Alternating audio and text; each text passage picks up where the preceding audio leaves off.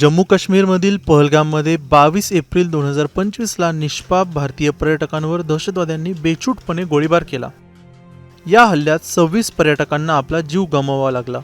यानंतर अखेर बुधवारी मध्यरात्री म्हणजे 7 मेला देश निद्रावस्थेत असताना भारतानं पाकिस्तानला जशास तसं प्रत्युत्तर दिलं आहे। मध्यरात्री 1:30 वाजता भारतीय सैन्यानं थेट पाकिस्तानमध्ये एअर स्ट्राईक केला। या धाडसी हल्ल्यात पाकव्याप्त काश्मीर आणि पाकिस्तानातील एकूण 9 ठिकाणांना लक्ष्य केलंय। यामध्ये 90 दहशतवाद्यांचा खात्मा करण्यात आलाय। या हल्ल्याला ऑपरेशन सिंदूर असं कोड नेम देण्यात आलं होतं। याच ऑपरेशनच्या माध्यमातून भारतीय लष्कराने आपली ताकद दाखवून दिली आहे।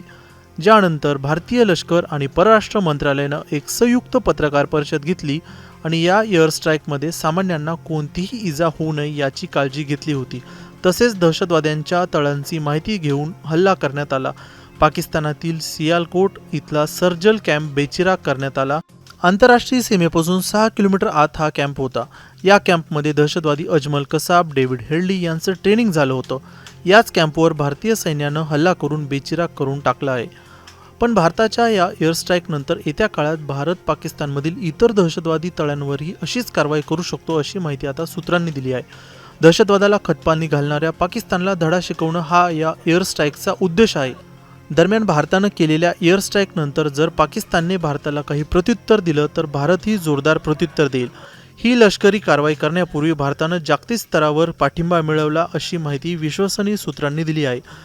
दहशतवादाच्या मुद्द्यावर संयुक्त राष्ट्र सुरक्षा परिषदेचे सदस्य एकत्र आले असून रशिया, अमेरिका, ब्रिटन आणि फ्रान्सने भारताला उघडपणे पाठिंबा दिला तर चीनचा भारताला प्रतिसाद फारसा दिसत नाही। दरम्यान भारतानं केलेल्या ऑपरेशन सिंदूर नंतर पाकिस्तानला तुर्की सोडता आंतरराष्ट्रीय स्तरावर कोणत्याही देशाचा पाठिंबा मिळाला नाही। हेच भारताच्या ऑपरेशन सिंदूरचं यश आहे। दरम्यान आगामी काही तासात भारत आणि पाकिस्तानमध्ये काही कारवाया होतात का हे पाहणं महत्त्वाचं ठरणार आहे। ब्युरो रिपोर्ट, मुंबई तक।